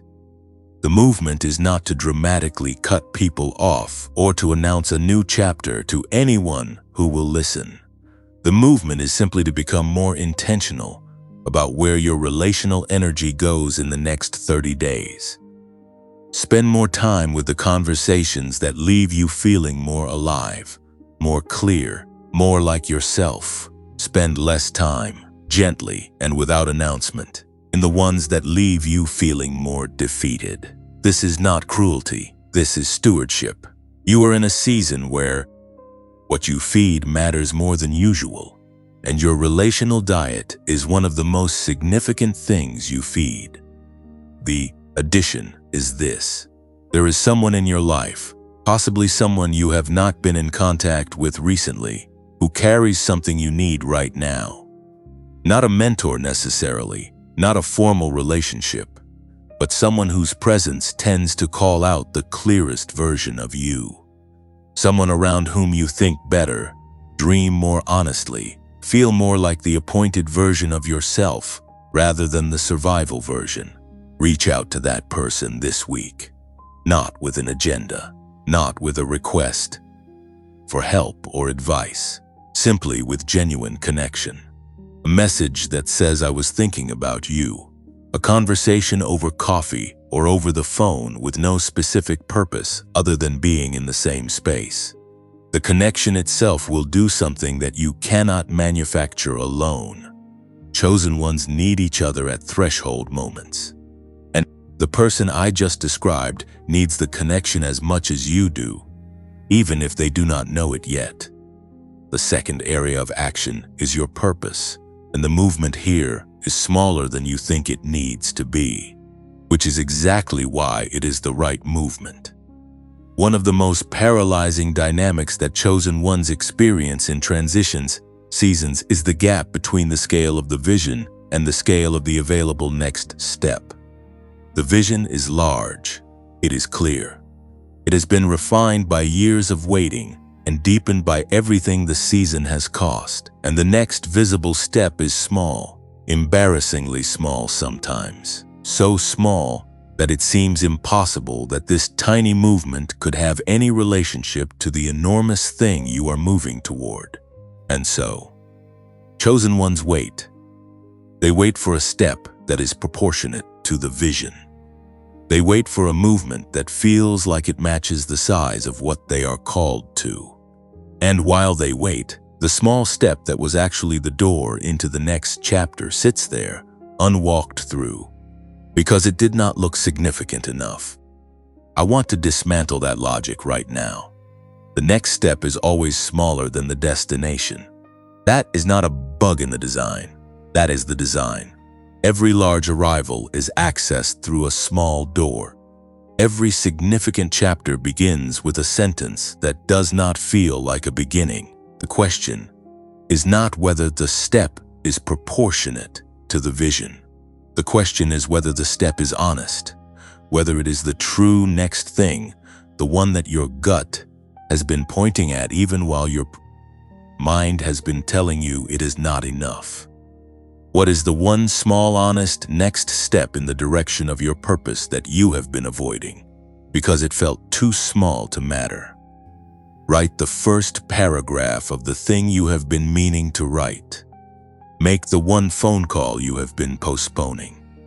Attend the one event you have been talking yourself out of.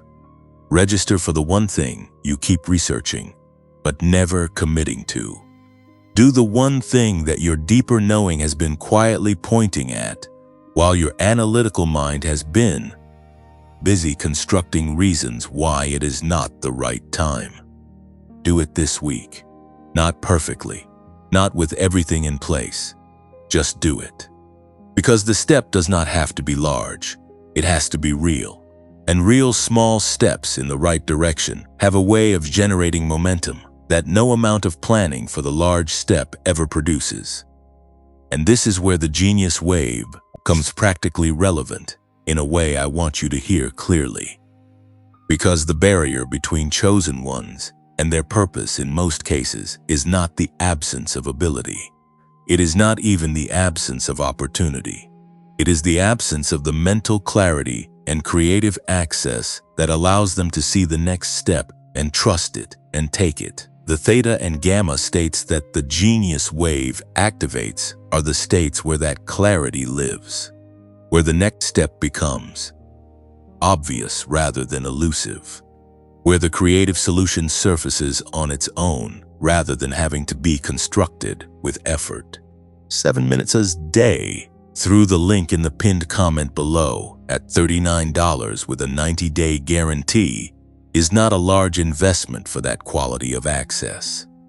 It is one of the smallest doors into one of the most significant rooms. The third area of action is your inner life, and the movement here is the most important of the three, even though it is the least visible. You have been running on a particular kind of fuel for a long time. The fuel of necessity. The fuel of I have to keep going because the alternative is stopping, and stopping is not an option. And that fuel is real, and it has served you, and it has gotten you to this threshold. But it is not the fuel of the next season. The fuel of the next season is different. It is the fuel of genuine inner renewal, of the kind of restoration that does not come from a weekend away or a good night of sleep, though those things matter. The restoration that comes from being reconnected to the source of what you carry, from spending regular, intentional time in the inner space where the appointed knowing lives, where the peace carrier in you is at home, where the frequency that is your truest signature is operating without interference.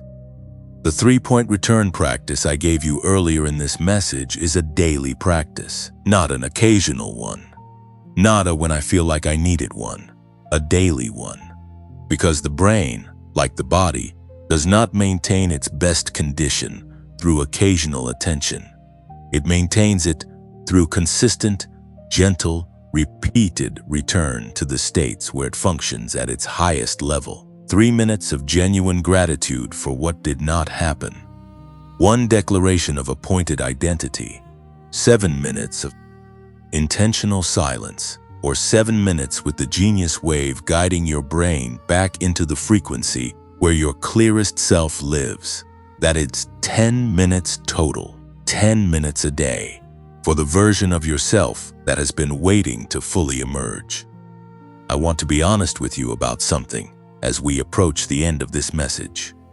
The reason most people do not make the changes they know they need to make is not that the changes are too large. It is that the gap between the inspired feeling of a moment like this one and the actual practice of daily life is too wide and too quickly covered by the ordinary noise of existing.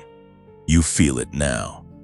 You feel the recognition, the stirring, the sense of something opening. And then the day will resume, and the demands will return, will begin to fade, the way all feelings eventually fade. And the question is not whether you felt it today. The question is what you will do in the next 24 hours to honor what you felt today before it fades. The relationship reaching out, the small, honest step toward purpose, the 10 minutes of daily inner renewal. These 3 movements are your answer to that question. They are small enough to actually do. They are real enough to actually matter.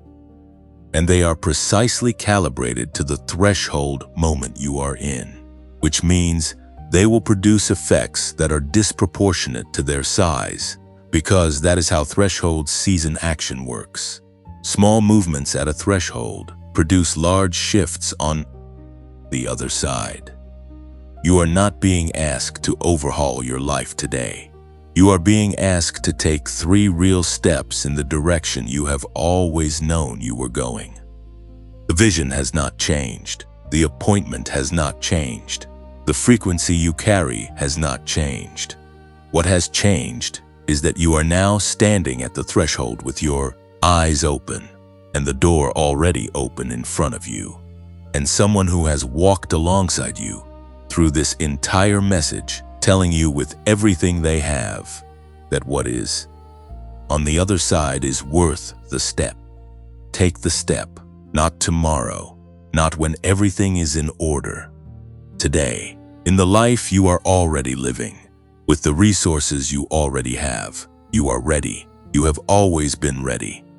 And the proof is that you are standing exactly where you are standing right now. We have come a long way together in this message, and I want to begin this final part by saying something that I mean with more sincerity than I have words to adequately express. thank you. Not the kind of thank you that is a courtesy, not the reflexive acknowledgement that fills the space between one thought and the next. A real thank you for staying, for not clicking away when it got uncomfortable, for sitting through the parts that named the cost, honestly, instead of rushing past them to the promise, for being the kind of person who shows up to a message this long, this layered, this demanding of your attention, because something in you knew it was worth staying for. That kind of showing up is not nothing. It is actually the signature of everything I have been describing. Chosen ones show up even when they are not sure what they are showing up for. They stay even when the easier option is to leave. That is what you did here, and it matters. I want to say something else before we close, and I want you to let it land without deflecting it, or minimizing it, or immediately thinking of a reason it does not apply to you. You did not find this message found you. I know how that sounds. I know it can be easy to dismiss as a poetic way of describing an algorithm, or a recommendation engine, or the ordinary mechanics of how content moves through the digital world. But I want to invite you to hold a different possibility, even if only tentatively, even if only for the length of this paragraph. The possibility that the same coordination that has been arranging things in your life, the same appointed timing that has been moving toward you, even through the silence, the same hand that has been protecting you through the things that did not happen as much as through the things that did, that same coordination placed this message in front of you today, on this day, at this point in your journey, not randomly, not incidentally, as part of the same pattern that has been running through your life this entire time. If that is true, and I believe it is, then your being here is not an accident. It is an appointment. And the fact that you stayed through all of it is not a sign of having nothing better to do. It is a sign that something in you recognized what was being offered and chose to receive it. That recognition is the chosen one in you doing what chosen ones do, which is finding the signal in the noise and following it even when following it does not immediately make logical sense. Right now, all across the world, other chosen ones are inside this exact same message, not the same video, not the same screen, but the same truth. People in different time zones, in different languages, in different seasons of the same long journey, who are feeling right now what you are feeling right now. The specific texture of being seen after a long period of being invisible. The particular quality of recognition that comes not from being told something new, but from having something confirmed that you have always carried but never heard named so directly. They are there. They are real. You are not in an empty room. You are in the most populated room you have ever been in, because the population is not physical, it is spiritual. And spiritual community does not require proximity, it only requires resonance. And the resonance in this space right now is real. I want to give you a final practice before we close.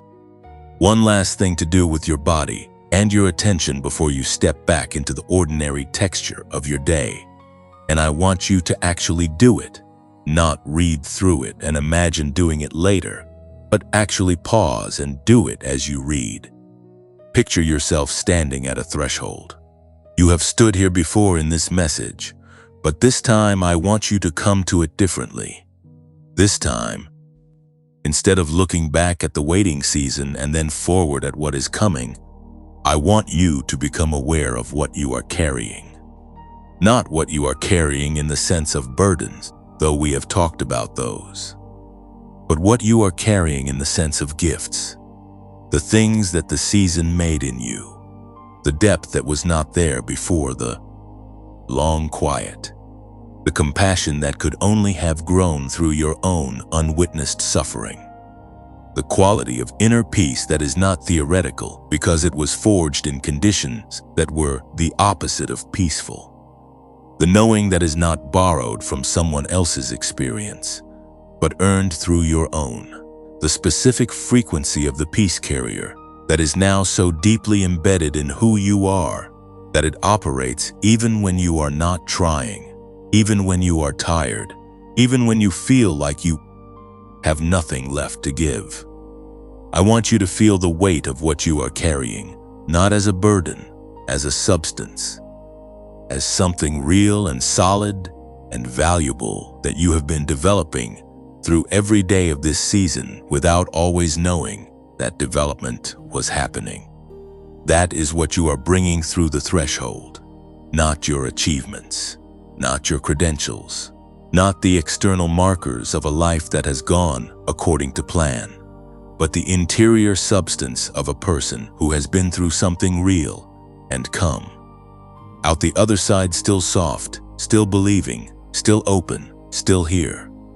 Now I want you to picture yourself setting something down at the threshold, not the gifts, not the depth or the knowing or the peace, but the weight that has no more use to you on the other side, the specific heaviness of years of feeling unseen, the exhaustion of carrying hope without company, the quiet shame of a timeline that did not match the vision, the low chronic ache of wanting so much and having to wait so long. Picture yourself taking that weight, all of it, every specific texture of it that you have been living in, and setting it down at the threshold, not throwing it away in anger, not pretending it was not real, but deliberately, intentionally, with full acknowledgement of how long you carried it and what it cost you to carry it, setting it down, letting it stay on this side of the door, deciding, with the part of you that makes real decisions, that it does not come with you.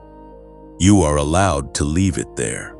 You are not required to carry it into the next chapter as proof of what you survived. The proof is in you. It is in the substance I just described. The weight itself no longer needs to travel with you. And leaving it at the threshold is not a betrayal of the journey it represents.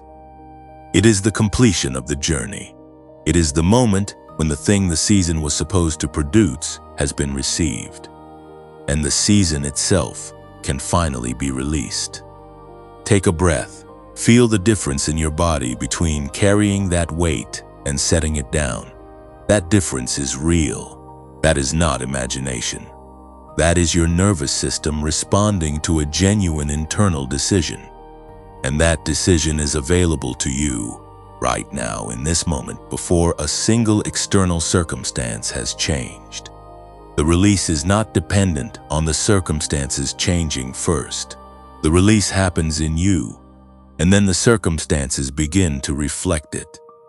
I want to say something about this community before we close, because it matters to me that you understand what this space is and what it is trying to do. Every message that goes out from here is trying to reach one specific kind of person. Not everyone. Not the person who has it all figured out and is looking for confirmation of their success. The person who is still in it. The person who has been faithful in the invisible season. The person who has been carrying something real without adequate witnesses. The person who wakes up some mornings and genuinely does not know how they are going to keep going, and then somehow keeps going. That is who this is for. That is who you are, and that is who the person is who needs to hear this next week, and the week after, and the week after that. So if this message has done something real in you today, if it has moved something, or named something, or given you something you needed, I want to ask you to share it. Not for numbers, not for growth in the way that digital metrics measure growth, but because there is someone in your life, or someone connected to someone in your life, who is going to wake up tomorrow morning without anyone to name it for them. Without anyone to say, you are not crazy, you are not behind, you are not being punished. You are a chosen one in an appointed season, and what is coming for you is real. Your share of this message could be the thing that reaches them. Your simple act of passing it forward could be the appointed coordination that lands this truth in front of someone who has been waiting for it without knowing that is what they have been waiting for. Like this message, if it has given language to something that was previously wordless in you. Subscribe if you want to keep being met in this specific way, in the depth of what is actually happening, rather than the surface of what is convenient to discuss.